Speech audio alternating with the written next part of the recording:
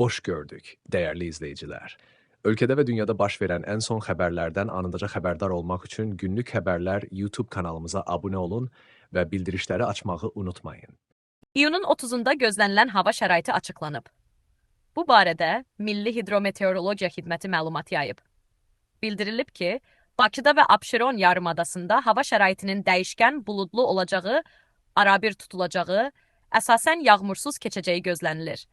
Lakin axşam bəzi şəhər ətrafı ərazilərdə qısa müddətli yağış yağacağı, şimşək çaxacağı ehtimalı var.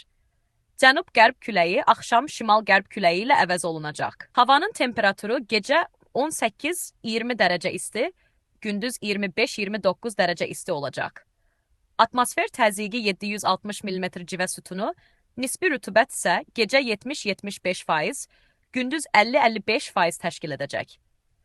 Azərbaycanın rayonlarında havanın əsasən yağmursuz keçəcəyi, lakin səhər şimal və qərb rayonlarından başlayaraq bəzi yerlərdə arabir yağış yağacağı gözlənilir. Ayrı-ayrı yerlərdə qısa müddətli intensiv olacağı, şimşək çaxacağı, dolu düşəcəyi, axşam yağıntıların bir qədər güclənəcəyi ehtimalı var. Gecə və səhər bəzi dağlıq ərazilərdə duman olacaq.